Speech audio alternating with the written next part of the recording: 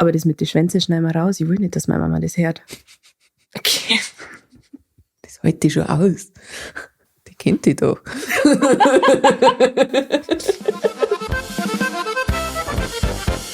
Wellensittich-Stammtisch. Wellensittich-Stammtisch. Wellensittich-Stammtisch. Wellensittich-Stammtisch. Wellensittich-Stammtisch. Damit herzlich willkommen zur Folge 13 vom Wellensittich-Stammtisch. Für alle Wellensittiche, die uns jetzt auf YouTube oder Spotify sehen, ja, wir hocken in einem Raum, innen drin, gemeinsam, zum allerersten Mal. Wow. Wahnsinn. Es ist auch für uns eine neue Situation. Es fühlt sich komisch an, aber auch irgendwie gut, euch anzuschauen. Ja. Ganz anders, als wir die letzten Tage, wo wir uns angeschaut haben. Bei mir daheim. Ja. Freunde, und damit meine ich, die Wellensittiche. Ich hoffe, dass die meisten vielleicht das schon mitgekriegt haben. Aber wer es noch nicht mitgekriegt hat, es gibt die geilsten Neuigkeiten seit der Erfindung der Gelbwurst. Und zwar gängen diese 3 Grazien nicht auf Live-Tour, sondern wir haben nur eine einzige Show. Das bedeutet, ihr müsst euch um diese Tickets prügeln. Wir machen eine Podcast-Folge live am 5. September im Schlachthof in München, innen drin. Jawohl. Saugeil. Und der Ticketverkauf, der startet am Freitag. Also für alle fleißigen Wellensittiche morgen um 12 Uhr. Also heute euch rot, das ist eine sehr kleine Location. Das bedeutet, nicht lange überlegen. Wenn ihr kommen wollt, dann bestellt euch um 12 Uhr diese Tickets, weil, wisst ihr sehr, diese jungen Damen sind begehrt. Wenn sie weg sind, sind sie weg. Und dann könnt ihr uns nicht live rühren. Wie schade war's? Das war traurig. Ja. Das Stellt euch mal vor, ihr dürft nicht wissen, wie wir rühren. Wie extrem mir stinken. Vreni, Res, wie war denn euer Wochenende? Es war gefüllt mit Freuden und Schmerz. Warum? Erzähl doch mal. Wir verbringen schon das ganze Wochenende gemeinsam. Mit Schmerz gefüllt war es, weil ich wirklich extrem krank bin. Ich bin auch mit Fieber zu dir hergefahren. Ich glaube nicht, dass ich fahrtüchtig war. Die Menge an Aspirinkomplex und Schmerzmittel, die in diesem Körper waren, war auf jeden Fall fragwürdig. Aber es hat mein kleines Herz ein bisschen erfreut und ein bisschen geheilt, sie zu sehen. Und mit ihnen das Wochenende zu verbringen. Das freut mich, wenn sie der Schmerz rentiert hat. Ja, ich hatte sehr viel körperlichen Schmerz in dem Sinne, dass ich eigentlich am Freitag meine neue Single rausbringen wollte und aufgewacht bin am Freitag in der Früh und die Single nicht da war. Und das ist ungefähr der Musiker-Albtraum. Ich mache es ja generell zur Zeit so, wie ihr ja mitgekriegt habt, dass ich meine Albträume lebe. Also ich habe da nicht so genau aufgepasst bei der Leb deine Träume-Definition anscheinend. Ja, und dann war ich natürlich einen ganzen Tag sehr, sehr nervös und hab geschaut, alle 2 Minuten, ob jetzt schon mein Reel online ist. Das ist mir noch nie passiert, wirklich, aber ihr seid so wunderschön. Nein, es war tatsächlich das erste Mal. Es gab einfach ein technisches Problem mit meinem Vertrieb und ich hab's nicht mitgekriegt. Ich hätte einfach nur mal nachschauen können, aber ich hab nicht nachgeschaut, weil es halt schon seit 6 Jahren einwandfrei funktioniert. Und ja, so ist es saublöd. Aber ich möchte mich nochmal ganz herzlich bei allen Wellensittiche bedanken, die dann, wo der Song endlich draußen war, als ob man ganz lieber Mensch Bescheid geben dann auf Nacht, die dann fleißig nur gestreamt haben. Danke dafür, wirklich von Herzen. Auch für alle eure Kommentare. Ich habe mich weggeschmissen, beziehungsweise wir, als wir es gelesen haben auf YouTube und so. Also, falls ihr da noch nicht reingeschaut habt, es gibt ein neues Musikvideo auf YouTube innen drin mit sehr scharfen Darstellerinnen vom Strobo Blind Anja Bavaria müsst ihr eingeben. Und mich hat auch ein Mensch gefragt, was Strobo bedeutet. Das ist das Licht auf Festel und in Diskos, das wo einen epileptischen Anfall bei manchen Leuten auslösen kann. Also falls ihr da gefährdet seid, schaut bitte auch nicht das Musikvideo, weil das kommt da auch drin vor. Das ist quasi dieses Blinklicht. Genau, und wenn man da sehr lang reinschaut, dann wird man auf jeden Fall blind. Ja. Das ist korrekt. Ja, Aber schön. Veronika, wie war dein Wochenende? Wie hat's dir gefallen? Also ich habe jetzt vor lauter Schmerzen verzeiht. Ich habe eigentlich keine Schmerzen gehabt. Ich bin gern zu euch gefahren. Wir haben am ersten Abend die Schmerzen ein bisschen wegtrinken müssen. Ja. War aber gut. Wir haben es festgehalten, ein paar haben die Story verfolgt. Den Verfall. Den Verfall beobachtet. Was ein Getränk nach dem anderen mit uns gemacht hat. Ja. Aber es war gut. Ja, 2 von 3 haben auf jeden Fall nicht mehr sagen können, dass das ein 6. Getränk ist. Das war leider Ja. technisch nicht mehr möglich. Naja. Wer es nicht mitgekriegt hat, auf TikTok findet ihr da den Zusammenschnitt von diesen Stimmt, Stories. Ja. Genau, es war ein kleiner Getränkeunfall, aber es war ein guter. Ja. Wir waren ewig wach und die Schmerzen waren eigentlich vergessen, oder? Ich hab viel Ja. getanzt. Ja, Ja, stimmt. Du hast eigentlich die ja. ganze Zeit tanzt. Ja. Dres und ich haben Cocktails ausprobiert. Also ich war eine kleine Barkeeperin. Ja. Es gab Espresso Martini. Hat der dir jetzt eigentlich geschmeckt, Anja? Ich habe zu viel Wodka reingemacht, glaube ich. Okay. Als dass mir das schmecken hat können, aber Ich fand das sehr gut und ich bin ja Espresso Martini Expertin, selbst gekrönt. Ich fand das sehr gut. Okay. ja, also es hat mich schon komplett verschoben. Ja. Das war da, wo ich dann nicht mehr gescheit reden können. Ja. Dann haben wir ein Pina Colada getrunken. Oh ja. Mhm. Ich weiß nicht mehr, wie du das genannt hast, also hab mich gefreut. Penianta Colanda. Ein Piniata Colanda haben wir getrunken. Ich glaube 2. Dann gab es natürlich ein Cuba Libre, unser Lieblingsgetränk. Da ist Ja. dann Verena, weil sie die Vernünftige von uns ist, dabei geblieben. Da bleibe ich doch dabei, Wir immer. haben natürlich durchgewechselt. Ich trinke nichts Und- anderes. Ganz am Anfang hat es noch ein Bierle gegeben. Ja. Und für uns zwar ein edles Tröpfchen Lambrusco. Oh ja. Kenner sind wir ja. Ja, Ja, man merkt, Also wer hier der Kenner ist in nur- der Runde. nur weil ihr gefragt habt, liebe Wellensittich. Deswegen wollte ich euch sagen, was zum Trinken gegeben hat. Das ist eine Brust. In diesem Sinne, Oh, Prost. okay. Können wir hier live anstoßen? Ja, wir Los Brutalos. Das ist Mei. Das ja ist brutal, Da oder? drin stinkt es total nach Los Brutalos. Das ist Ja, richtig ich schön weiß nicht aufgefallen. warum. Waren die in unserem Studio? Anscheinend. Tja. Kleinen Scherz gemacht. Wir haben die Herrschaft hier übernommen. Schafft. Aber sagt es ja noch nicht. Na, das kriegen die nicht mit. Wenn ihr nichts sagt, wir sagen nichts.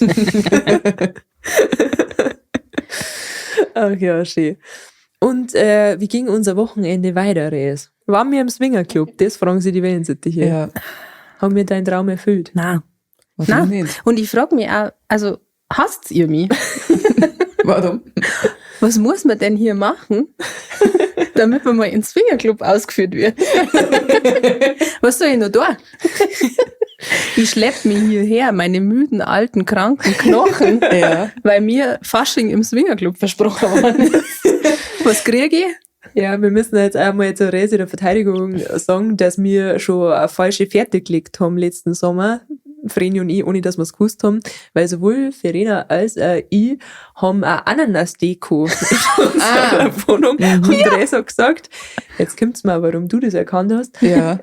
dass das ein Swingerclub-Zeichen ist. Ja. Also, dass das ein Symbol dafür ist, dass man swingt. Aber Ja. warum eigentlich Ananas? Das weiß ich nicht, wo das herkommt, aber also so wie du, habe ich meine Bildung ja auch von TikTok. Ja. Und ich habe TikTok gesehen von einer, die dieser Swinger-Community angehört. Und die hat gesagt, das ist so der geheime Code auf Kreuzfahrtschiffe, auf Campingplätze Okay. und in Hotels, dass du Ja. an dein Hotelzimmer dir, an dein Camper, an dein Kreuzfahrtschiff, Kabine, ein Ananas, Sticker, Beutel, irgendwas machst. Und dann wissen die anderen, aha, hier wird also gebumst. Aber Ach wie geht's so. dann weiter? Ja, dann klopft man und sagt, hallo, ich habe gehört, hier wird geswingt. Und Darf was- ich mal deine Frau ausleihen? Aber wie ist dann, wenn dir die Person nicht gefällt? Sagst dann, Doch nicht. Nein. ich weiß das nicht. Dann wieder zu. Ich schaue Keine halt Ahnung. nur zu.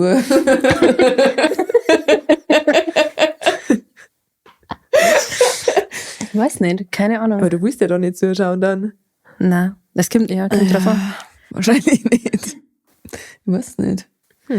Aber Also- vielleicht, wenn du uns mal dein Swingerclub-Outfit gezeigt hättest, dann war es vielleicht was anderes gewesen. Weil du darfst ja mit der Bauchtaschen gehen, Ja. hast gesagt. Und es haben übrigens auch sehr viele Wellensittiche, sowohl in Privatnachrichten als auch in Kommentaren gefragt, was denn jetzt in deiner Bauchtaschen ist. Tja, liebe Wellensittiche, der wär's wohl zum Schlachthof kommen müssen. Und wenn's Glück habt, habe ich da mein Swingerclub-Outfit an. Und wenn's noch mehr Glück habt, verrate ich euch, was in meiner Bauchtaschen drin ist. Also ihr merkt, es wird ein buntes Programm. Das wird Unterhaltung für Jung und Alt. Aber es wäre gut, wenn ihr eure Eltern nicht mitnimmt. Es Nein. ist schon schlimm, nur dass wir unsere vielleicht mitnehmen. Ja, Ja. macht das nicht. Die werden sich extrem für uns schauen. Aber wir haben schon gesagt, wir nehmen dann so Mickey Maus Kopfhörer mit, wo sie dann immer aufhocken müssen, wenn es dann wieder, naja, ihr wisst es eh. Wenn wir über den Swingerclub reden. Ja. Ja. Aber jetzt rede ich erstmal nur über unseren Samstag, liebe Ja, bitte. Wellensittiche. Nämlich haben wir ein sehr spätes Frühstück zu uns genommen, ein sehr schönes, ein sehr ausladendes spätes Frühstück. Es hat Waffeln gegeben, es hat Avocado-Toast mit Ei gegeben und Lachs. Es hat viel Obst gegeben und viel Gemüse. Geile Erdbeeren. Ja. An die habe ich noch ein paar Mal gedacht, war sehr gut. Und dann haben wir uns eigentlich einen recht gemütlichen gemacht. Es ist am Abend dann noch mal kurz ein bisschen hochgekocht, die Stimmung. Weil wir gemeinsam Putzle gebaut haben. Und das hat irgendwie... Eigentlich was so, dass ich gesagt habe, ich muss jetzt irgendwas tun, weil wir haben den ganzen Tag nichts da. Ja. Wir wollten eigentlich den ganzen Tag auch schon Gassi gehen mit uns. Ja. Aber es war so kreislig Ja. draußen, es hat gekränkt, es ging nicht. Ich Nein. besitze Es keinen ging ein Regenschirm. brutaler Wind. Ja. Es Ja. war richtig anreidig. Ja. Und ich glaube, wir haben gerade 2 Wörter benutzt, die Preisen komplett aufgeschmissen und zurückgelassen. Kreislig, anreitig. Es war ein schlimmes Wetter. Ja. Schmuddelwetter. Liebe Grüße zu den Preisen. Sau cool, dass ihr uns Herz. Ja, So. wirklich. Ja. Gefreut uns sehr. Ja, wundert uns, aber gefreut uns. Liebe. Ja, und dann habe ich gesagt, ich muss jetzt noch was tun. Also entweder spitzt es was mit mir. Stimmt, wir haben untertags noch sehr viel gesungen. Ja, es war Chorprobe. Ach, Das war kein wie Problem. kann man das Es vergessen? war eine sehr lange Chorprobe. Ja. Sie haben mich mal wieder dazu gezwungen. Naja, Es hat nicht viel Überredung Nein, gebraucht. jetzt So aber ehrlich mein muss Klavier sein. hab's freigeräumt und dann Ja. habe ich schon geguckt. ja. Ja, da wurden sehr viele Banger gemeinsam gesungen. Ich glaube, meine Nachbarn haben alles drauf geliebt. Ja. Bin mir sicher. Genau, und ich wollte aber dann trotzdem noch was machen und dann habe ich gesagt, ja, oder ich baue jetzt Putzle, weil ich mir das auch nicht mehr sagen traue, weil die mal gesagt haben, das heißt nicht Putzle und gelacht haben. Ich kann mich da nicht dran erinnern. Ich glaube, Ich ich war auch das nicht. nicht. Doch. Nein. Keine Ahnung. Ich finde es ja schön, dass du das sagst. Ja, ja. Sehr lustig. Kann man nicht vorstellen, dass ich mich darüber lustig machen hat. Ja. Naja, woher weiß ich dann, wie es richtig heißt? Ja, Mein uns. Meinst du, in meiner Familie hätte das jemand gemerkt und hätte mich da korrigiert? Die haben es mir so beigebracht. Also, liebe Wellensittiche, wir sind ein Wissenschaftspodcast. Es heißt nicht Putzle, aber man sagt trotzdem Putzle, einfach weil es schön ist. Ja. Danke. Gut. Ja. Und dann waren die zwei aber sehr begeistert und haben gesagt, sie möchten mit Putzle bauen. Sicher. Haben aber noch nicht gewusst, dass ich ein 1000-Teile-Teil gekauft habe, das relativ gleich ausschaut. Ja. Ja. Da ist einfach das halbe Putzle Himmel und die andere Hälfte ist groß. Und das ist irgendwie in Kombination sehr schwierig. Ja. Ja, und ich möchte es mal zusammenfassen. Es wurde sie eventuell wüst beschimpft. Angekeift. Ja. Ja. Es sind Sätze gefallen, die man heute zurücknehmen dann. Verena hat dann gesagt, am Anfang, gibt es irgendwelche Regeln? Und ich so, na. Und dann hat sie gefragt. Und ich so nicht. Das hat mich genervt. Weil sie dann sie hat alle Puzzleteile auf dem Tisch ausgeladen, alle 1000. Und dann hab ich gesagt, nein, so nicht. Man sucht das aus der Schachtel raus. Die Randteile. Ja. Ja, aber weißt du, was dann passiert ist? Ja. Also, wir haben die einen Haufen aufgeteilt und Anja hat dann ihren Haufen in die Schachtel und hat da die Randteile rausgesucht. Und ich war aber schlau und habe einfach die Nicht-Randteile in die Schachtel Das ist viel sortiert. mehr Arbeit. Überhaupt nicht. Doch. Da das Durchwühlen, da vergisst doch was. Und wenn ich es vom Tisch in die Schachtel tue, dann habe ich ja jedes einmal in der Hand Ja, gehabt. wie will ja nicht die jetzt einmal in der Hand haben? Ja, aber dann haben halt auch vom Rand einfach 2 Teile gefallen und die waren safe in deinem Das Haufen weißt du drin. nicht, weil wir haben es zusammengeschüttet. Da bin ich mir sicher, dass deine waren. Und diesen Elternstreit habe ich von der Couch aus beobachtet. Ich war weil völlig, du hast noch was arbeiten müssen. ja, stimmt, ich habe nur gearbeitet, ich war völlig fertig mit den Nerven. Wir haben mehrmals erwähnt, dass das unser Vorspiel ist. Ja, ich habe mehrfach gesagt, ihr war's sollt ja auch. bitte aufhören. Und ihr habt mehrfach gesagt, das ist euer Vorspiel. Ich war kurz Ja. vor Warner, weil ich nicht will, dass meine Eltern sich streiten. Das Feuer lodert noch in dieser Beziehung. Sei doch froh, dass noch was geht. Ja, ihr merkt es. Es war Es war heiß schön. hergegangen in verschiedene Richtungen. Und Ja. dann, dann hat uns sehr gefreut, dass Putzlebauen auf jeden Fall eine neue Persönlichkeit bei der Res freigeschaltet hat. Ich weiß nicht, ob ihr den Film Lissy und der wilde Kaiser kennt. Aber da gibt's einen Ignaz und einen Schweiger. Und die reden so. Martin. Der Blume, was der da mir richtig umeinander? Und die sagen Sachen wie, aha. Und Res, immer wenn sie wieder was gesehen hat, aha. Dazu muss man sagen, ich habe diesen Film noch nie gesehen. Ja. Also ich weiß das nicht, dass die existieren, aber anscheinend sind die an meinem Beispiel geformt. Du bist das. Ich bin's, ja. Das hat mich sehr, sehr gefreut. Ja. Ja, irgendwann haben wir uns dann zu dritt gestritten. Das sind böse Beleidigungen gefallen. Ja. Es hat dann damit aufgehört, dass zu irgendeiner gesagt worden ist von irgendeiner, dass sie einen langen Busen hat.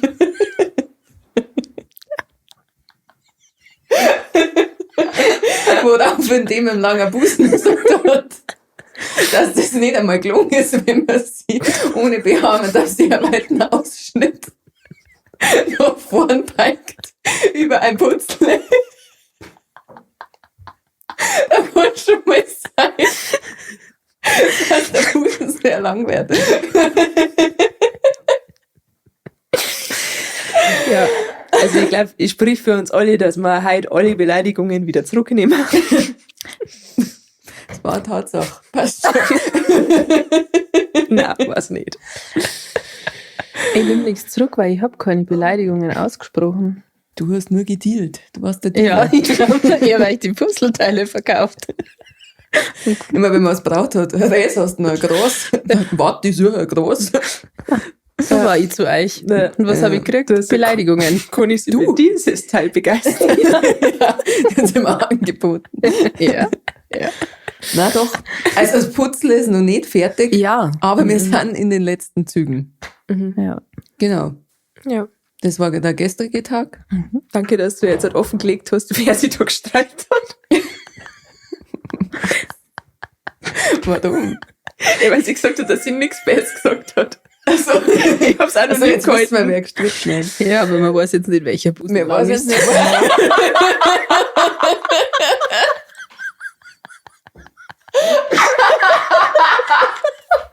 Ich glaube, da können wir uns beruhigen, es sind alle. In diesem Raum sind nur lange Busen. Ist so. Naja, es ist so fies über das lang bezeichnet.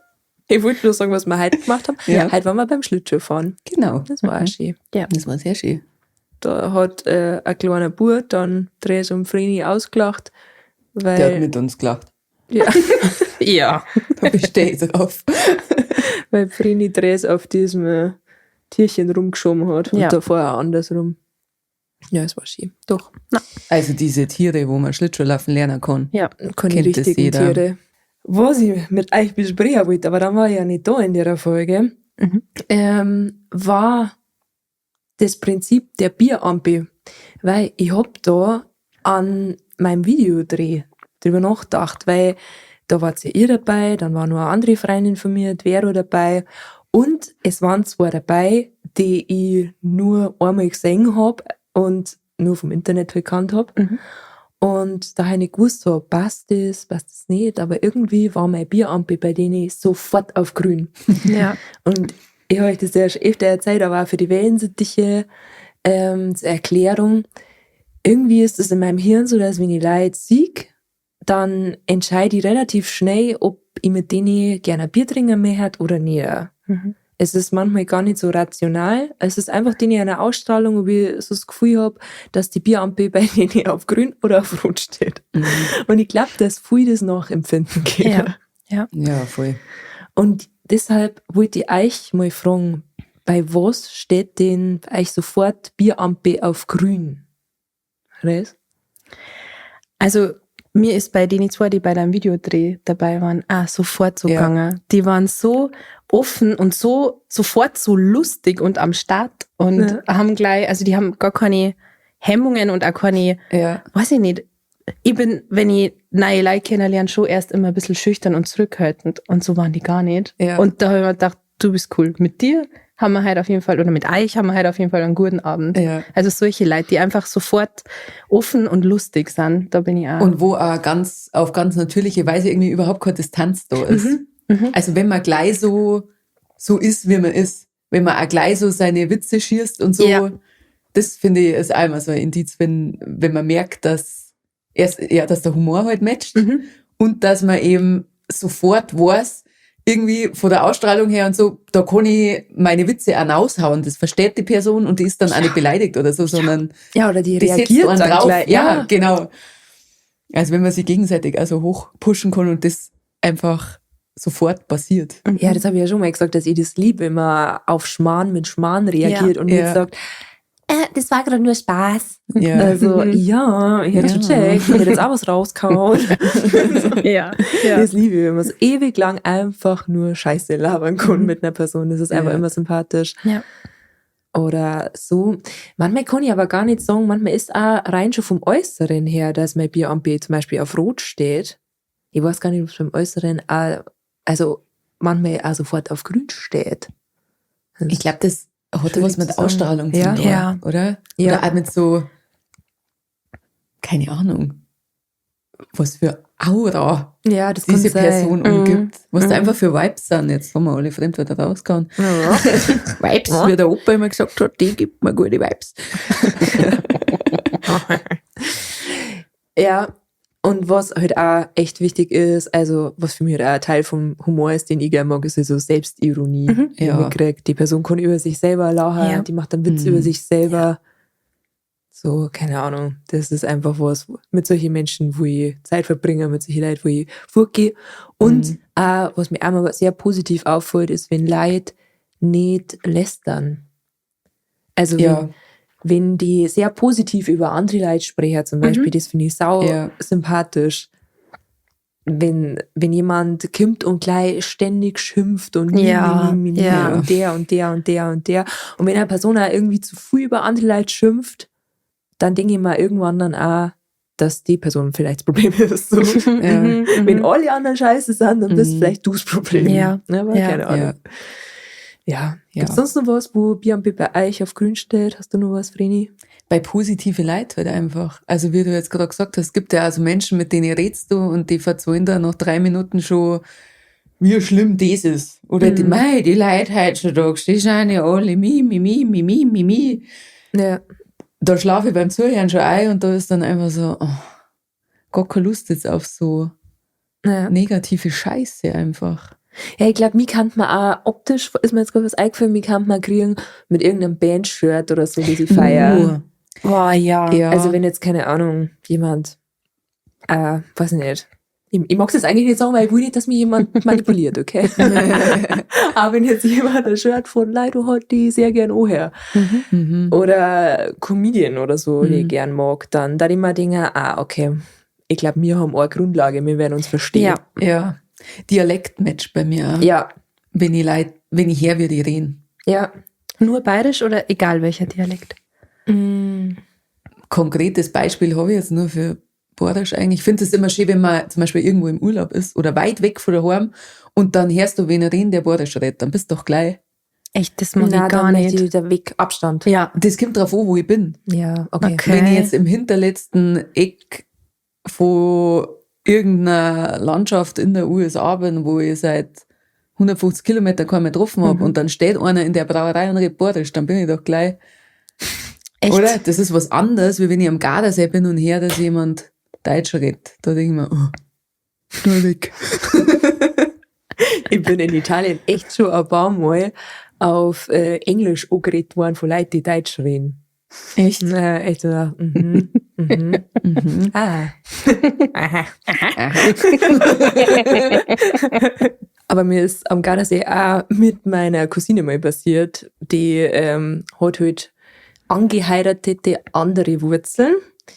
Und dann haben Deutsche uns gesehen und haben dann auch gesagt, oh, die zwei, die daherkommen, die haben gleich gedacht, so ungefähr, dass wir jetzt nicht Deutsch verstehen, weil so ungefähr von der Optik her. Und dann haben wir auch hydrat, Servus. Das finde ich aber weird. Aber ich glaube, das passiert einem schon manchmal im Urlaub, wenn man, also darf mir jetzt nicht am Gardasee passieren, aber ich war mal 3 Monate unterwegs.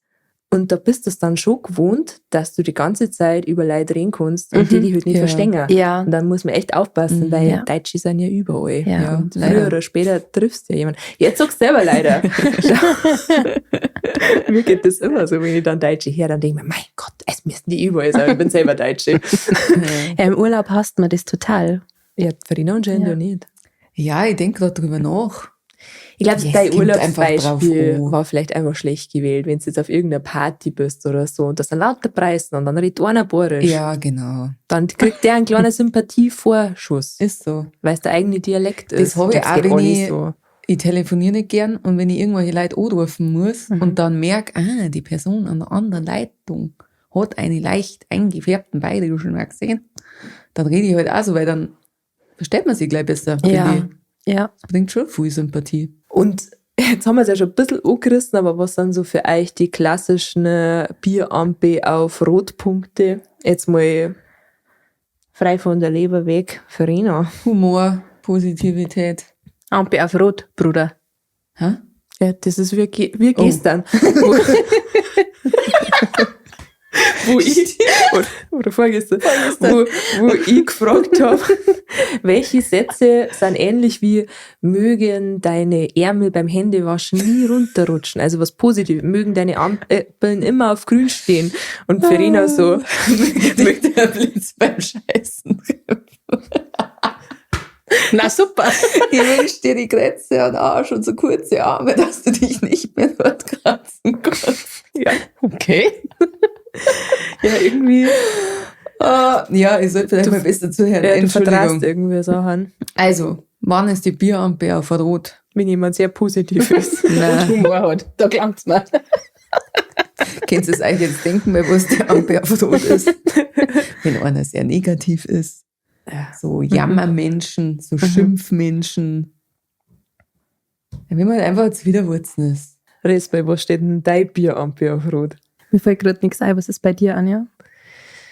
Also bei mir ist die Bierampe sofort auf Rot, auch wie bei der Farina natürlich, wenn man keinen Humor hat, wenn man sich selber viel zu ernst nimmt.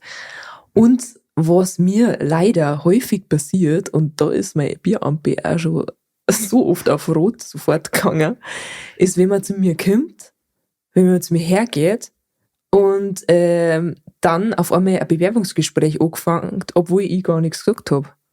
Also es gibt so viele Leute, die es gibt nicht Leute, es gibt Männer, die zu mir herkommen. Bist du Anja Bavaria? Dann sage ich ja. Und dann geht's los. Ja, ich mache auch Musik. Und dann wird mir verzeiht, wie viele Follower die Person hat. Dann wird das Instagram-Profil geöffnet. Dann wird Spotify geöffnet, damit ich sehe, wie viele Streams die Person hat. Dann wird sowas gesagt, ja, ich bin jetzt nicht so bekannt wie du, also ich habe jetzt nicht so viele Follower wie du, aber ich habe so viele Follower. Also ist ja auch nicht schlecht, oder? Dass ich so viele Follower habe. Und dann denke ich mir so, okay, cool. Ja, und ich habe so viele Auftritte im Jahr. Okay, gut. Ich weiß nicht, was die von mir erwarten. Also, dass ich dann so vielleicht immer ein paar Frohlich dabei habe. Ja. Ja. Sag, und du schau mal, ja fein. Ja. Nimm da eins. Und ich hab das mal meiner Freundin Jasmin verzeiht, dass mir das oft passiert. Und dann war ich mit ihr auf einem Konzert und dann ist es wirklich live passiert, an dem Abend noch. Dann ist einer hergekommen und hat angefangen. Oh Gott. Und das letzte Mal, wo wir fort waren, ist es Ja. wieder passiert. Ich frage mich da halt dann schon, was die damit bezwecken wollen. Also, dein Lob offensichtlich wollen sie kriegen, ich aber weiß nicht. also Ist das eine eigene Unsicherheit, die man da über Keine Ahnung. spielt? Keine Ahnung. oder so, hey, ich bin so wie du. Ich bin auch Musiker. Oder Ja, ich bin das ist ja völlig in Ordnung an sich, aber ich finde, das soll sich halt aus dem Gespräch raus ergeben und nicht so, ich lerne die jetzt in dem Moment kennen, du hast mich angeredet und jetzt halt erzählst du mir das alles wie in einem Bewerbungsgespräch, obwohl keiner gefragt hat und du mir eigentlich gerade unterbrichst beim Saufen, meine Freundin. Ja. Naja, aber ich möchte kurz erzählen, die schönste Unterbrechung, die ich jemals gehabt habe, und da war es so, dass ich mir dachte, jetzt springen meine Freundinnen gleich dem Typen an die Gurgel. Das war schon so, also wenn Blicke töten kannten, dann war der auf jeden Fall nicht mehr gestanden. Der ist letztes Jahr zu uns beim Reitberger Starkbierfest, like wer kennt, zu uns an den Tisch gekommen. Da haben wir gerade unser Essen gekriegt, wir Mädels. Und kommt zu unserem Tisch und sagt, ja, ob ich der eine Bavaria bin. Das war ein älterer Typ. Und ich sag, ja. Und dann sagt er, jetzt legst du mal dein Besteck aus der Hand. Okay, wenn das, was du sagst, dann mach ich das. Und dann hab ich erst nur wohlwollend gedacht, das ist jetzt irgendwie ein Witz oder so. Und weil das glaubst du nicht oder so, dass jetzt Ja. sowas kommt. Na, weil ich so jetzt mitgehe und so ein Foto mit seinem Tisch da drüben mache. Ach so, ja, dann voll gern. Und dann sind die Hassblicke von meinen Freundinnen, die haben diesen Typ getroffen. Und er hat's nicht ganz kapiert. Man hat schon gemerkt, also er merkt schon, es ist irgendwas im Argen, aber er hat nicht ganz verstanden, was das Problem ist. Er ist dann auch gegangen. Ich habe dann gesagt, nämlich so, ja, gern nach dem Essen. Und dann ist er immer noch nicht gleich gegangen. Dann hast du schon gemerkt, wie es immer intensiver geworden ist bei meinen Freundinnen. Ja, es hat dann kein Foto mehr gegeben, da bin ich ehrlich. Ja, Aber ja, wenn man so charmant fragt, Ja, vielleicht war es schwierig. besser so. ja, also man kann mir ja echt immer anreden, aber das ist ja also ein Anstandsding, dass man generell vielleicht nicht anredet, wenn gerade was zum Essen gekommen ist und dann noch mit dem, jetzt legst du dein Besteck aus der Ja. Hand. Ja, Alter, das ist das eher sagst du noch. mir. Ja. Bist du mein Papa Ja, genau, oder wer was? bist du? Ja, Also, ja. Und manche nicht einmal Leute, der das sagen. nein, der darf das nicht sagen. Ja, eben. Der darf mal eins geben, ein Besteck. Ja. Hier, Sondern einen bitte. guten. Liebes Madel. Ja, das zu dem. Dann ist mein Bieramt, also bei dem war mein Bieramt übrigens auch sehr auf Rot. Ja. Ihr glaubt es nicht. Ja. Da war es auf dunkelrot. Dunkelrot, ja. Na, und wo mein Bieramt tatsächlich auch auf Rot ist, habe ich mir letztes Mal gedacht, ist bei Leuten, die einem ständig ein schlechtes Gewissen einreden wollen. Es gibt so Leute, also die schreiben mir was und dann habe ich halt noch nicht gleich zurückgeschrieben, weil ich es nicht gelesen habe und dann kommt, schade. Ja. Und dann lies ich das erst in diesem Verlauf, wo Ja, dann schon ja. Stade steht. Und dann denke ich mir schon, na, Nein. B&B ist auf Rot. Ich habe, glaube ich, alle Leute aus meinem Leben, die so sind, die wo einem ein schlechtes Gewissen machen wollen für Sachen unnötig, Ja. da wo man sich selber überhaupt nichts Besseres dabei gedacht hat und die wo dann daherkommen und du hast das und das gemacht, die habe ich alle verbannt aus meinem Leben. Da Ja, habe zu ich gar Recht. keinen Bock drauf. Finde ich gut. Ja. Ist da jetzt noch was eingefallen? Ja. Also bei mir ist die Bierampe sofort rot, wenn ich irgendwo beim Fortgehen bin und ich sehe da Leute, die sich über andere Leute entweder aufregen oder lustig machen. Wir haben es ja letztes Mal schon gehabt von die Ersten auf der Tanzfläche werden so ein bisschen belächelt oder Ja. Leute, die sehr viel Spaß haben oder sehr Ja. laut eine gute Zeit haben. Ja. Da gibt's dann immer Ohrgruppen, die da hinschaut und sie drüber lustig macht. Ja. Und da ist die Bierampe auf Rot und die schaltet Ja. auch nicht mehr um. Nein. Das kannst du nicht mehr wieder gut machen. Du sagst mir gerade, was du für ein Mensch bist und aus der Nummer kommst du nicht mehr raus. Ja, und das auch, ist, dass man keinen Spaß hat ja, mit dir. Ja. ja, und also sorry, stopp, da geht nichts mehr. Nein. Mit dir will ich kein Bier. Ja. Schreibt uns doch gern mal in die Kommentare, bei was bei euch die Bierampe auf Rot steht. Ja. Und ob die Bierampe bei uns auf grün Wie sehr sie bei uns auf grün steht. Das wollen wir nämlich Und gerne falls wissen. sie auf grün steht, dann wisst ihr dass die euch morgen Tickets kauft um 12 Uhr, habt ihr nicht vergessen, gell? Alter, bei alle, wo die Bierampe auf grün stellt, ihr müsst wirklich euch Tickets holen, weil Ja. wir werden gemeinsam anheben. Ich freue mich so. Das ist so schön. Wir werden im Wellensittichkäfig innen drin alle gemeinsam sein. Ja. Und Bier saufen. Ja, Wie und schön flattern. Ganz wild, wenn man flattert. ist. Ja. Vielleicht gibt's dann auch noch ein Schnapsal oder so und dann werden wir hier durch den Feuerring fliegen. Ja, ein Feuerring aus Emotionen. Das wollt ihr nicht verpassen. Auf keinen Fall.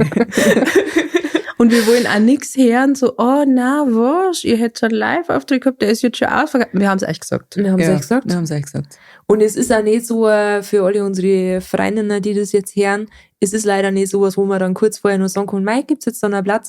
Nein. Weil das ist so klar, die Location, dass wir, ich bin ehrlich zu euch, wir haben pro Person einen Gästelistenplatz gekriegt. Mhm.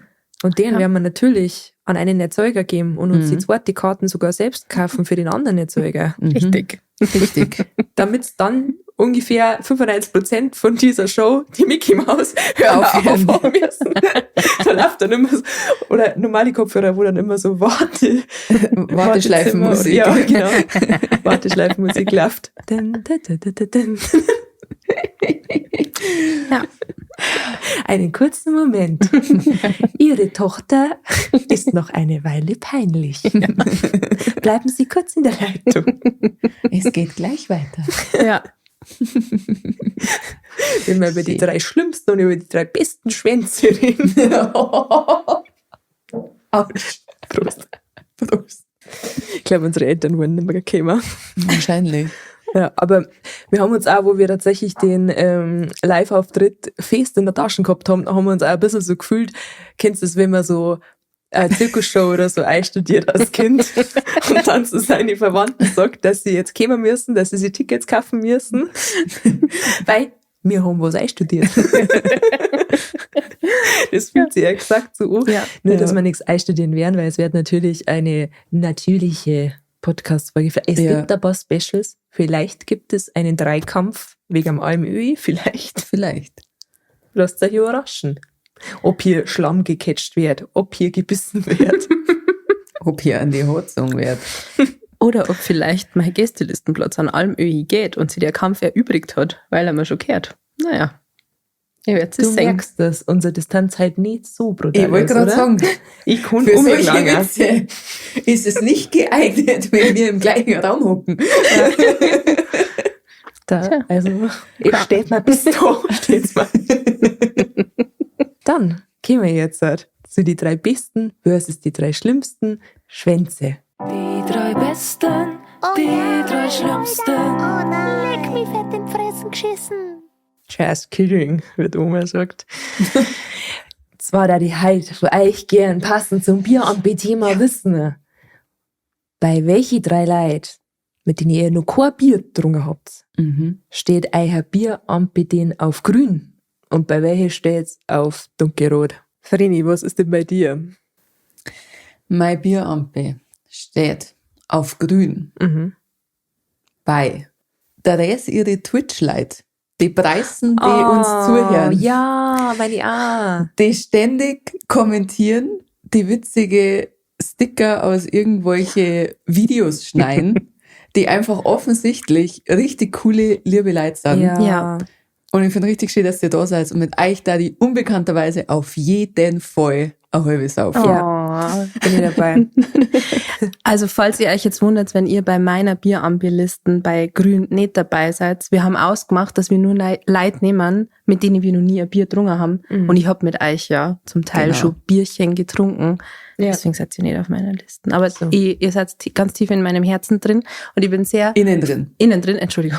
Und ich bin sehr stolz und sehr froh, dass ihr da seid. Danke. Oh, das war schön. Mein Bierampe steht auf grün bei Michelle Obama. Ja. Oh. Ja.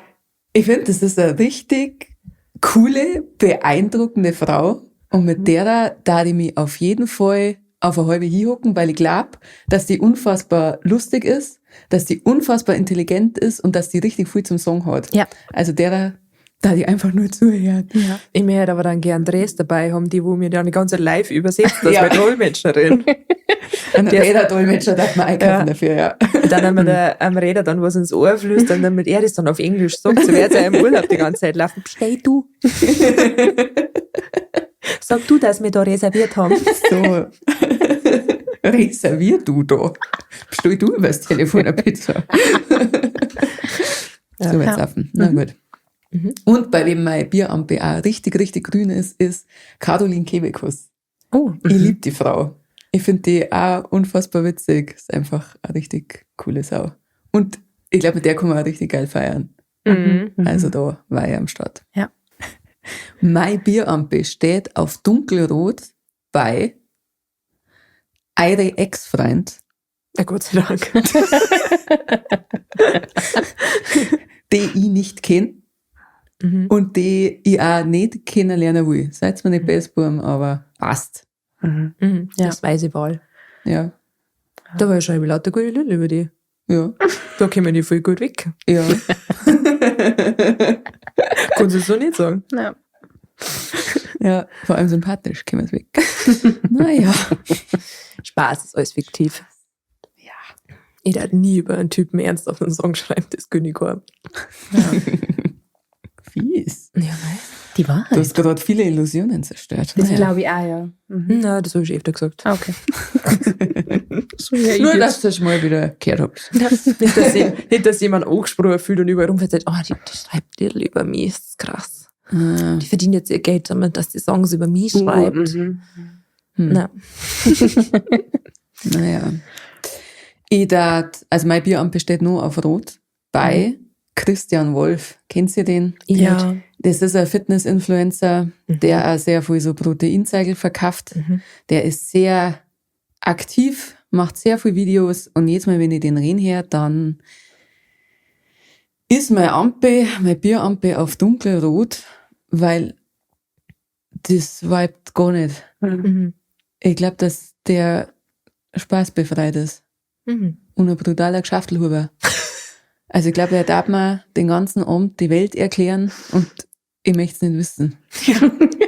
Weil ich mir sicher bin, dass die Informationen auch nicht relevant sind für mich. Privat persönlich. Privat persönlich. Genau. Und ich habe ein bisschen Angst, dass er uns jetzt roastet, weil er roastet gerne Leute im Internet, aber nein. LG. LG. Kenn ich nicht. Ja. Ich kenne den nicht. Ich kenn ihn nicht.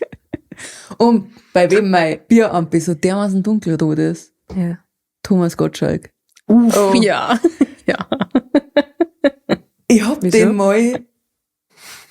Berührst du gerade eine Rädersäge? Warum? Weil sie der Thomas Weil es Gottschalk nicht der ist. Gottschalk ist und du Shirin David. Okay, ja. Was, Shirin David? Nein. Er ist Nein. jede Frau, die neben Ja. ihm auf dieser Couch gesessen ist. Ja, doch, okay. Ich glaube nicht, dass Jerry Aber David sie war. war es nicht, nein, mit der hat er sich auch angelegt. Ja. Also, sie mit ihm, Ja, zu Recht. und zu Recht. Ja, absolut zu Recht. Gut, ja, ich hab den einmal interviewt, kurz. Ach, Echt? Also ich hab so einen So O-Ton gewusst? vor ihm abgenommen. Ach, echt? Ich habe ihm die Tonangel vor den Mund gehalten. Und dann hat er ein kurzes Statement abgegeben. Und auch in diesem Statement, das war sehr kurz und sehr unlustig. Und auch da habe ich mir gedacht, nein, mit dir nicht. mit dir nicht. Sorry. Ja. Reda, wo steht dein Bierampe auf grün und wo auf rot? Passt auf. In einem Paralleluniversum, wo du uns noch nicht kennst. Mit uns hast du schon zu viel Bier getrunken. Das Ja, weißt du schon. ja, ihr seid raus aus der Nummer, das Eben. ist eh klar. Also, mein Bierampe ist auf grün bei Michael Buchinger. Da ist die so dermaßen grün. Mit dem da die, glaube ich, kein Bier trinken. Das ist ein österreichischer Comedian, falls ihr den nicht kennt. Ist auch ein Autor und hat auch einen Podcast und ich verfolge den schon ganz lang. Der hat auf YouTube angefangen mit so Videoparodien zu Twilight und auch andere Videoformate hat der gemacht. Und ich liebe seinen Humor. Ich finde, der ist unfassbar intelligent, der ist unfassbar lustig. Und mit dem da die sofort, wahrscheinlich kein Bier, vielleicht irgendein anderes alkoholisches Getränk, aber da ist die Bierampel so grün. Da glaube ich, hätten wir so eine gute Zeit mit dem. Ja, cool, Rüdi Ja. bei uns. Ja, Rüdi bei uns, ganz Lass bestimmt. Bier saufen gehen. Ich kenne ihn nicht, aber ich bin jetzt schon überzeugt. Ja. Herzlich gut. Bei wem mein Bierampe auf jeden Fall auch seit neuestem nur grün ist eine Schweizer Influencerin, die Emma, die hat auch einen Podcast tatsächlich. Der folge ich schon seit einem Jahr oder so, aber die ist vor kurzem nochmal richtig durch Decken gegangen mit einem Video, wo sie so einen Sleek-Zopf hat und halt sagt, dass sie jetzt ausschaut, als hätte sie Glatzen und dass sie aber wichtig ist, nochmal zu erwähnen, dass sie eigentlich eine hübsche junge Frau ist. Dass sie gerade nur jetzt ausschaut, als hätte sie Glatzen. Und die finde ich auch so lustig und trotzdem aber auch so intelligent und ja, ich glaube, mit der kannst du auch einfach einen sehr guten Abend haben und gut ratschen und auch gut ein Bierli trinken. Wie heißt die, wenn man die suchen will? Wemse heißt die auf Instagram und TikTok. Genau. Und ihr Podcast heißt, sagen wir nicht, ihr hört nur unseren. So. Das geht's weit. Das geht eigentlich gar nicht so. Ja. Und mit wem ich auch sehr gern ein Bier trinken darf, bei wem mein Bierampel auch noch sehr, sehr grün ist Vis-à-vis. Die Bei mir. war ganz, ganz lang mein großes Vorbild, weil ich bin ja großer Deutsch-Rap-Fan und die war früher Deutsch-Rap-Journalistin. Mittlerweile hat sie nur noch ihren True Story Podcast. Nur? Ja. Jetzt haben wir einen Podcast erwähnt. Ja, Yes. jeder, über den ich rede, es tut mir leid. Ja. Genau. Und ich schaue so zu dir auf, ich finde die so bewundernswert und also mit der da ich gerne am Pfeffi trinken. Die hat früher in ihre Interviewformate immer mit die ganzen Rapper und Rapperinnen Pfeffi getrunken. Okay. Und mit der da die auch sehr, sehr gerne am Pfeffi trinken und ganz fest ratschen. Bei der bin ich erst eingestiegen, wo es die Podcasts gehabt hat. Ja, aber die ist, also. Aber ich liebe die Podcasts, also ich höre jede Folge. Ja. Ich höre nicht. Ihr hört das nicht. Ihr nicht. Ihr müsst ja den anhören. Aber in der Zeit, wo ihr den hört, können ja mir den anderen anhören. Müssen wir sehen, dass wir jede Folge siebenmal anhören, oder? Spaß, wir hören uns auch selber. Ja. Die ganze Zeit. Wie soll ich jetzt sonst einschlafen, wenn ich mich nicht selber rede? Ja, eben. Ich habe letztes Mal eine Sprachnachricht von der Verena gekriegt. Und sie erzählt mir hier fröhlich was und im Hintergrund läuft einfach unser Podcast.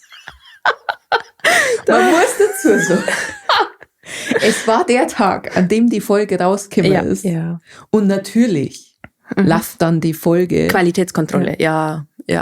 Ja, und halt auch für den Stream, ist ja klar. Ich habe dir gerade die Tür aufgemacht zum Notausgang. Du hättest einfach sagen können, ja, Qualitätskontrolle. Ich brauch den Notausgang nicht. Ich bin so frei. Ich bleib im Feier stehen. Ich bleib dabei. Ich hör's. Feuerring. Ich hör's einfach an, Ja. damit's durchgelaufen ist. Freilich. Seien wir uns ehrlich. Als ob es die Wellensittiche anders machen würden, wenn sie einen Podcast hätten. Ist doch klar. Also im Her Ihr fangt nicht an, einen Podcast zu machen, nur wir haben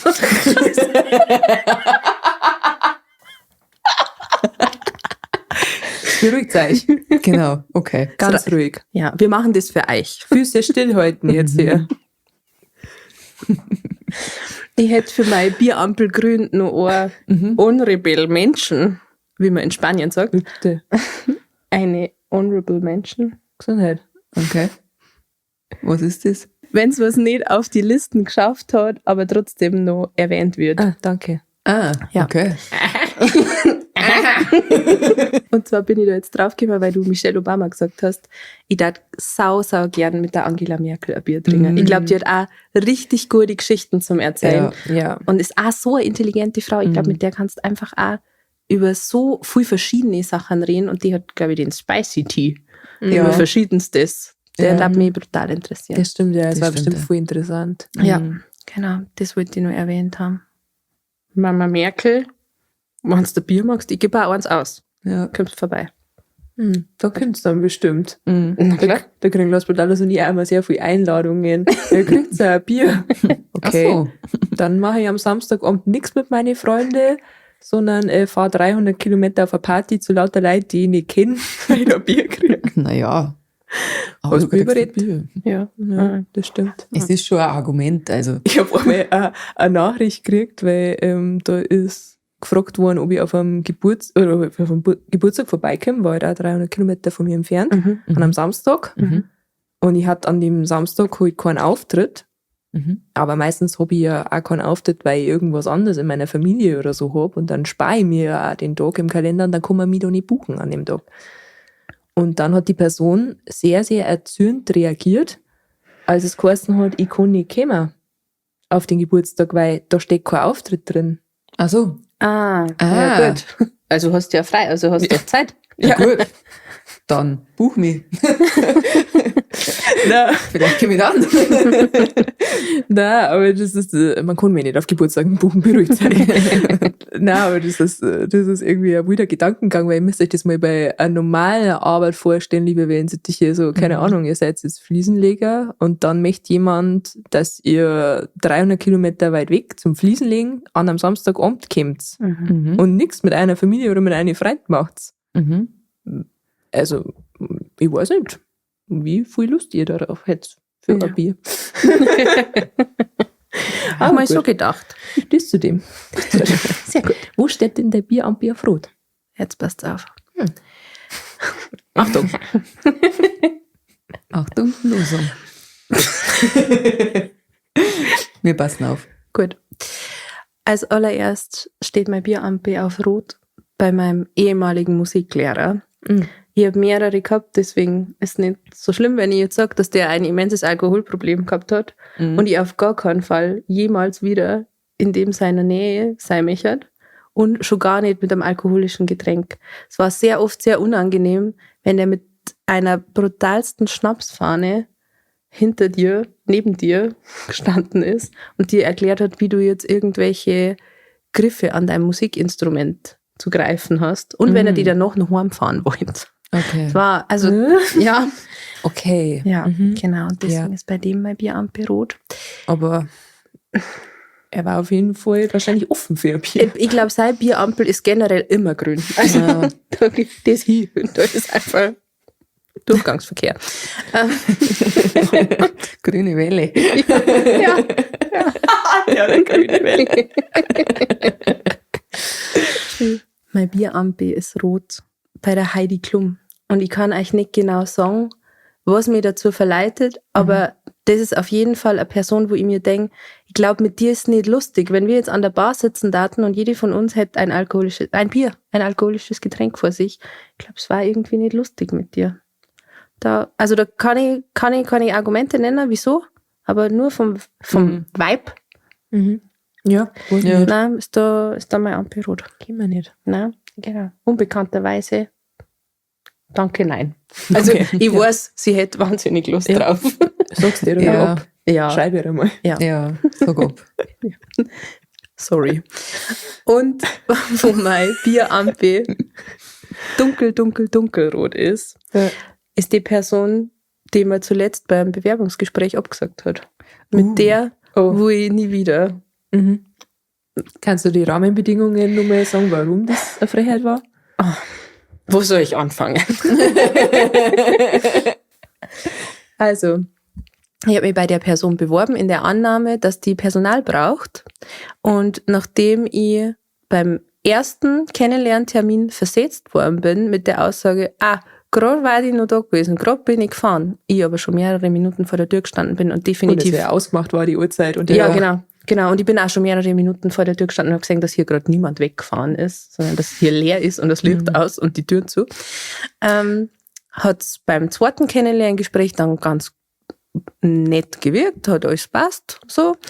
Dann habe ich gesagt, gut, ich darf gern auch zum Probearbeiten kommen, machen wir. Und dann hat die Person gesagt, ja, ich melde mich bei dir, um mir dann eine Woche später zu sagen, warte mal, mir ist aufgefallen, wir brauchen gar keine Leute.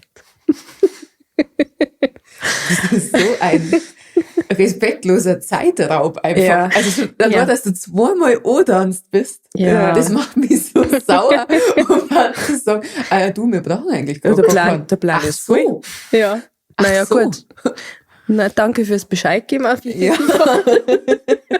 Das war wichtig. Bisschen spät, aber gut. Aber hey.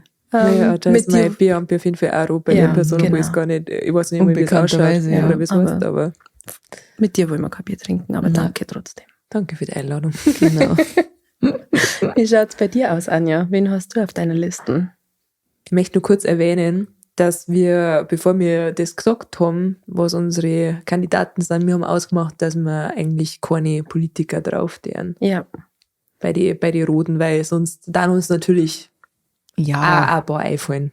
generell. Da wo, Ja. also wisst ihr, wisst es Ja. Ja. Sämtliche. Nicht nur Politik, ja. Ja. Also, mein Bierampel ist auf grün. Die hast du mir halt jetzt weggenommen, aber was ich jetzt mache, soll ich da jetzt halt jemanden nice dazu erfinden. Bitte? Aber auf Platz 3 war bei mir auch die Caroline Kebekus. Drum hast du dich nicht gefreut. Ich hab mir schon gedacht, was schaut's denn so blöd? Nein, jetzt wieder war ich. Ich hab mir gedacht, wieso schaut sie so blöd? Weil eigentlich müsstest du die doch auch mengen. Ja, Ja. Okay. naja. Ja, das Können auch ist... zu dritt ein Bier trinken. Ja. Ich hab's mir halt zu zweit vorgestellt. Ja, mein Gott. Teilst halt einmal. Ja, ich finde die einfach auch so cool. Ich glaube, es passt einfach. Also, ich feiere die eigentlich schon seitdem sie angefangen hat. Mhm. Hab die auch schon live gesehen. Und ja. Und sie ist ja so eine kölsche Person und ich habe so das Gefühl, die Ja. Kölnerinnen und die Bayern, die verstehen sie irgendwie, weil wir sind einfach sehr, sehr heimatverliebt und verliebt in unser kleines Völkchen. Die haben so eher eine kölsche Musikszene, wir haben unsere bayerische Musikszene und ich glaube, das gibt's so in der Art im Rest von Deutschland nicht und daher, glaube ich, verstehen wir uns einfach. Wir können in uns reinfühlen, innen drin, gegenseitig. Einfach nur mental. Nicht Ja. was ich, gell? Einfach ein Kracher, die feierwütige Leute, glaube ich. Ja. Deswegen Ja, ich war matcht's ja auch. erst vor kurzem in Köln beim Feiern. Das war echt richtig cool. Ich mag die Kölner. Dann auf Platz 2, und da bin ich jetzt auch im Comedian-Ding, ist Martina Hill. Die finde ich einfach auch saulustig. Schon allein, also das ist so eine Person, da ist mir total wurscht, was die sagen darf, weil die so brutale Gesichter machen kann. Ja. Die schaut einfach schon so lustig aus, dass mich reißen darf. Ja. Und mit der da ich super gerne Bier trinken. Mhm. Und auf Platz 1, mit der führe ich schon eine ganz lange Freundschaft. Wir haben in der Uni mal gelernt, dass wenn du mit einer Person, die du nicht kennst, die wo du halt nur auf Social Media zum Beispiel siehst, eine Beziehung hast, dann heißt das parasoziale Beziehung. Also du hast voll die Freundschaft mit der Person, aber die Person weiß nicht, dass du atmest. Und so wie ihr halt mit uns jetzt befreundet seid, liebe Wellensättige. Genau. Bussi. Auf eure Schnäbel. Wissenschaftspodcast. Ja, genau. Ich hoffe, ihr habt's mitgeschrieben. Habt's mitgeschrieben, ja. Wir fragen das ab. Am 5.9. Genau. Im Dann ist Schlachthof. nämlich nicht mehr parasozial, weil dann kennen wir euch. Ich Ja. sag's bloß. Und wir teilen die Klausuren aus, da braucht's gar keinen. Auf jeden Fall. Mit dieser Person führe ich schon so lange eine parasoziale Beziehung und es ist mir echt ein bisschen peinlich, das offiziell zu sagen, weil ich meine, sie kommt aus Bayern, es kann sie erreichen. Aber nein, es ist mir nicht peinlich. Nein. Es ist halt so. Meine gute Freundin Leonie. Leonie kommt aus der Oberpfalz, die hört sie jeden Tag, glaube ich, 25.000 Mal im Radio innen drin. Und ich finde die einfach sympathisch, ich finde, die singt super. Es gibt nichts, was man an der aussetzen kann, so rein von der Persönlichkeit her. Also, ob mir jetzt die Musik gefällt, hin oder her. Aber so von ihrer Person, da finde ich Ja. nichts. Die ist ja witzig. Ich hätte einfach gute Zeit mit der und die redet auch bayerisch und Ja. naja, ich glaube, wir dann gut klarkommen. Ja, wir haben schon viel gehört von deiner guten Freundin Leonie. Auf jeden Fall. Ja, es Du hast schon oft verzählt von ihr. tut mir leid, Leonie. Es ist echt unangenehm, weil ich sage schon seit Jahren, meine gute Freundin Leonie hat gepostet. Eigentlich aus Witz, aber Ja. Ein bisschen eine Wahrheit ist immer dabei. ich wirke mir so richtig unangenehm. Ich sage rein, ich möchte mich an ihrer Stelle überhaupt nicht treffen. So, wo mein Bierampel dahingehend auf Rot steht. Nicht Spicker. Ich hab schon Frech. Unmöglich. Mein Gott.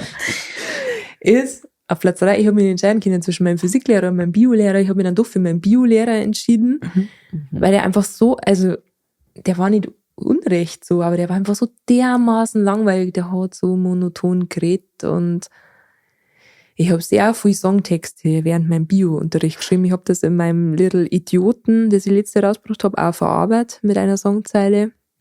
Grüße am Biolehrer. Wegen dir sind ein paar Songs entstanden. Aber ich möchte halt echt nicht mit dir saufen gehen. Das war echt saulangweilig. Ist nicht best gemacht. Dann Auf Platz 2, da bin ich jetzt auch bei die Comedians, ist der Mario Barth. Ich glaube, wenn man in seinen Online-Shop reinschaut, dann braucht man nicht mehr fragen. Ja, genau. Und generell mag ich auch den meine Freundin Humor einfach überhaupt nicht. Also wenn schon einer sagt, oh mein Alter, die nervt, dann denke ich mir so, okay, du bist das Letzte, weil du so über die Person redest, mit der du zusammen bist. Ja. Und Wieso seid ihr zusammen? Keiner spart die Ei. Ja. Du kannst da alleine leben. Und vor allem diese Leute, die sind dann immer total beleidigt, wenn man dann sagt, warum bist du mit ihr zusammen? Ja. Ja. Weil sie meine Wäsche wäscht. Ja. Nein, aber es ist so, ja, es ist nicht cool. Nein, es ist nicht cool. Es ist auch nicht lustig. Es Nein, ist nicht nur auch nicht nicht cool, lustig. es ist auch einfach nicht Es ist lustig. einfach nicht Nein. lustig. Also das ist auch was, wo mein Bier dann auf Rot steht, weil man dann so denkt, also wenn du positiv über deine Freundin redest, dann steht's bei mir auf Grün, dann denke ich mir, du bist ein guter Kerl, wenn du nichts über die Thema lässt. Ja. Aber wenn du hier, oder wenn du dann eine andere Person fragst, wo ist denn der? Ja. Okay. Mhm. Aha.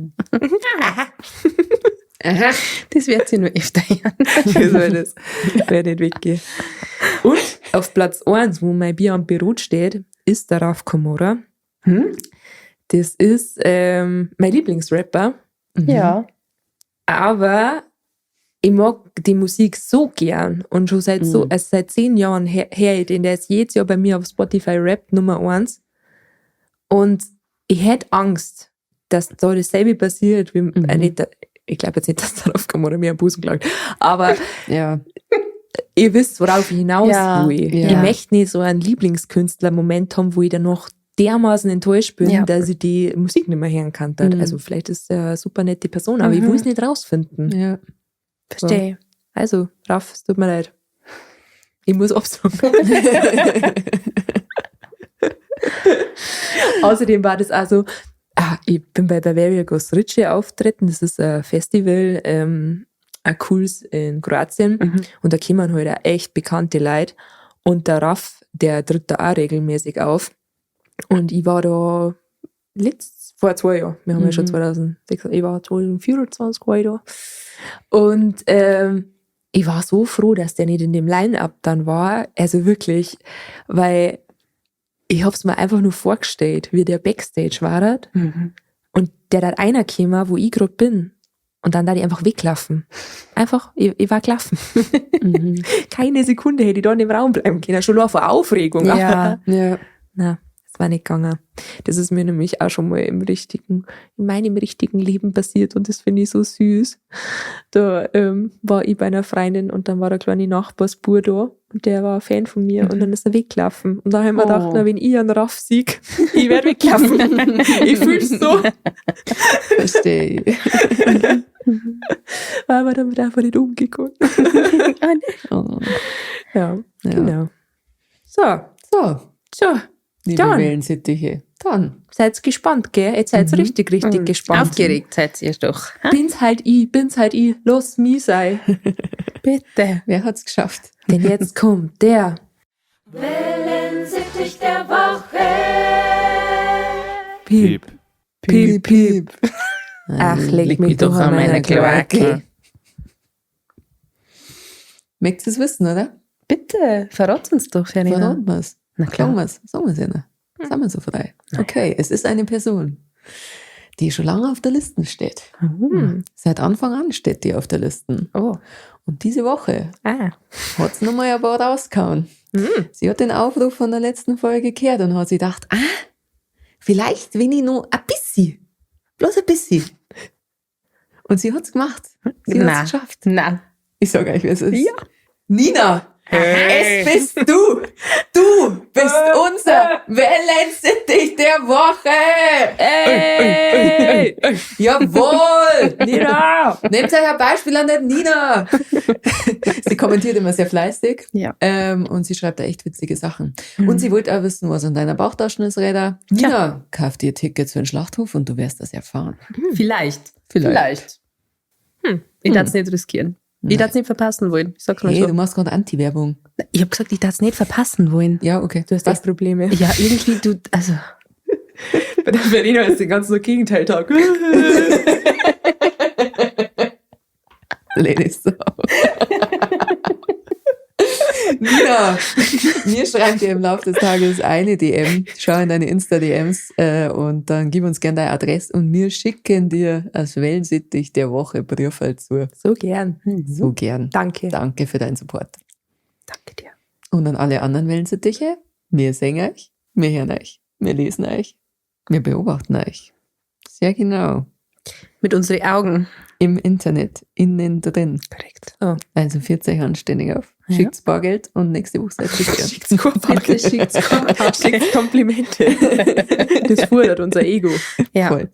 Das Wir wollen schmeckt uns. Körnchen. Genauso wie die 5 Sterne. Und viel kapieren nicht, wie man die gibt. Ja. Da geht's ja bei Spotify, geht's ja auf unserem Podcast, dann geht's ja auf Informationen, da steht Informationen. Sag jetzt nicht, du siehst das nicht. Es steht da in der Mitte. Und dann kannst du da auf die Sternebewertung gehen, da steht so 5,0 mit so einem Sternchen und dann gehst du da drauf und dann siehst du, wie sie so Sterne öffnen.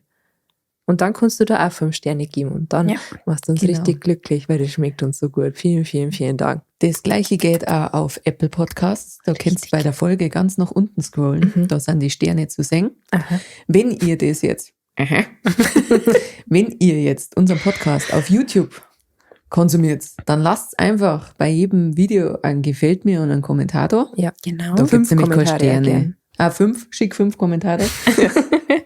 Wie ihr Leute in Anjas DMs gern schreibt, schick 5 Foto. Schick 5 Kommentare. Genau. Und liked es auf jeden Fall. Und ja. Ihr dürft uns natürlich auch trotzdem auf Podigy hören. Das ist unser Podcast-Plattform-Distributor. Ja. Da kann man keine Bewertungen geben. Da kann man kommentieren, aber. Da kann man aber kommentieren. Und das dürft ihr sehr gern machen. Generell, Genau. Kommentare lieben wir. Egal auf welcher Plattform. Instagram könnt ihr uns auch folgen. Wellensittich-Stammtisch heißt man da. TikTok könnt ihr uns auch folgen. Wellensittich-Stammtisch heißt man da. Schreibt uns gern einen Kommentar. Oder auch mehrere. Vielen Dank. Sehr gut. Dann gehen wir jetzt so zu eurer Lieblingskategorie ganz schnell, und zwar die Liebesbriefe. Liebesbriefe. Leidenschaft, Sex, Gefühle, Holde Maid, könnten Sie diesen Schwanz in Ihre 3 Besten aufnehmen? Danke, liebe Grüße, Horst. Liebesbriefe. Und zwar war ich mit der Mountain Crew, einer österreichischen Band, in der Sauna, aber zu einem Videodreh. Ich gerade schon, hey. Und da waren ungefähr 50 andere Leute noch dabei. Und sie haben da einer little, wie viele Hände hat der Oktopus? 100.000 Hände performt. Kennen vielleicht ein paar von euch. Ja, genau. Und sie haben mich gefragt, ob ich da auch vorbeischauen will. Und ich habe Zeit gehabt, deswegen bin ich vorbeigekommen. Und dann haben sie mich da relativ weit vorn platziert. Eh klar. Ich meine, wisst ihr sehr. Ja. Und haben dann, sie haben mich nur weit platziert, weil ich die einzige Person war, die sie kannt haben privat. Und haben dann ein Video auf Instagram und auf Facebook gepostet, wo sie dazu geschrieben haben, wer kennt die Frau im grünen Bikini, die ich war. Und da gab es einiges an Feedback, also es haben mehrere hunderte Leute geschrieben, dass ich das bin. Grüße an euch, Pussy. Ihr seid scharfsinnig. Ja, aber es kam auch anders nettes Feedback und das haben wir euch jetzt gern vortragen. Der Tom schreibt, braucht man nicht kennen solche. Sandy, asoziales Gesocse einfach nur. Peter, Dschungelcamp-Kandidatin. Albrecht, warum hat der Kerl einen Bikini an? Ja. Ja. Conti, meine Ex. Jetzt gern. Johnny ist anscheinend ein Freund von mir. Gangbang-Sauna. Janik, irgendeine Prostituierte. Da hat er sich gedacht, die schicke ich ab. Das ist gut. Der andere schreibt, wieder so eine Insta-Tussi, die genau weiß, wo sie zufällig stehen muss, um Support zu kriegen. Support habe ich nämlich gekriegt. Und zwar folgenden. Von Michael, denke irgendeine Ho. Der Isklar 2000, erst einmal brutaler Name. Der Isklar 2000 schreibt Gangpang-Party. Vor allem Gangpang. Ja, Gangpang-Party. Was machst du auf Gangpang-Partys? Ja. Während der Leiterschuss. Ja. Der nächste. Kannst in Hamburg in dem Milieu mit der roten Farbe genug davon finden, Bro? Weil ihr müsst wissen, eine Frau im Bikini, das geht zu weit. Ja. In einer Sauna. Na. Pfui. Das haben auch sehr viele Ja, angemerkt, weil dass da das geht man nackt rein. unhygienisch ist. Das ist unhygienisch. Ja, Sabine. Ja. Aber es ist ein Video im Internet. Und wenn ich da nackt war, dann müssten wir eine Bezahlschranke einführen. Für diese langen Brüste müsste man bezahlen. Danke, dass du gesagt hast, sie war einen auf der Fang gehabt mit den langen Brüsten. Das wirst du dann auf jeden Fall nicht mehr durchgewischt.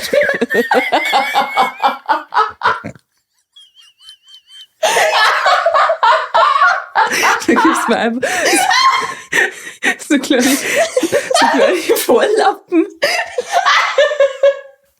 So runde. Ja. So Untersetzer, die haben wir da drauf spaxen und dann haben wir fein durchgewischt. Deswegen haben sie die nämlich eigentlich eingeladen. Jetzt kann man es doch auch mal sagen. Okay. Wir konzentrieren uns wieder. Und Wir werden hier auch nicht meine Nebenjobs geleakt. ja, sorry. Der Gino sagt, gutes Bayernloch. Respektvoll, ja. Der Chris sagt, Anja Bavaria hätte auch das Zeug dazu, wie Anna-Karina Wojcik oder Easy Glück mal im Playboy den Bikini abzulegen. Mal ordentlich durchzuwischen. Der hat auch noch nie was von lange Brüste gelernt.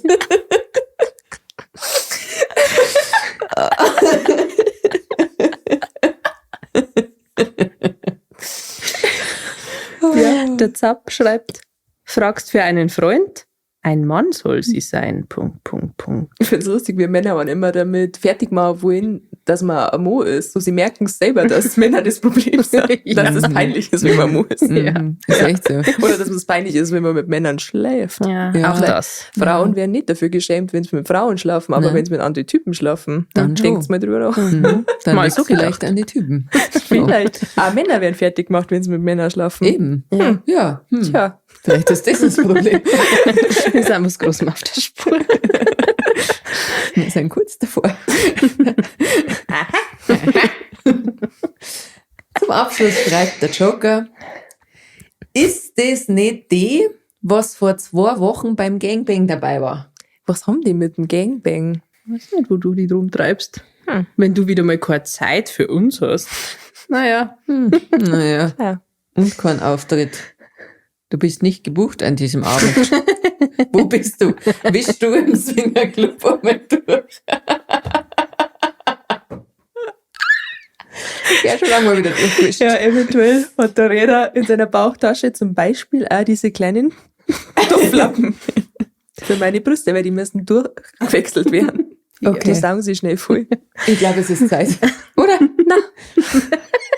Liebe Leute, Freitag um Wellensittich. 12 Uhr, liebe Wellensittiche, gibt's Tickets für den Schlachthof. Wellensittich Stammtisch live. Wir haben was Kauft euch die einstudiert. Tickets. Wir haben was einstudiert. Wir lieben's, euch kennenzulernen und dass ihr da kommt. Der Ticket-Link ist auf Insta und TikTok in unserer Bio.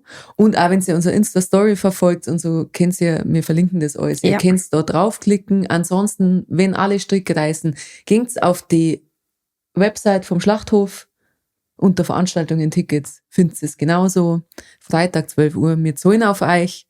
Und danke, dass ihr dabei sein wollt. Wir küssen doch eure Schnäbel. Für euch. Tschüssi. Halt's Maul. Halt dich zurück. Ich halt dich zurück.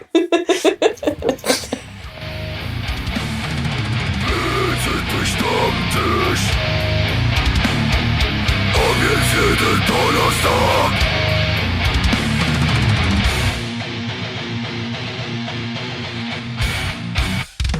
Also na, sowas hörst du nicht. Voll Teufel, schalt aus das Klump jetzt.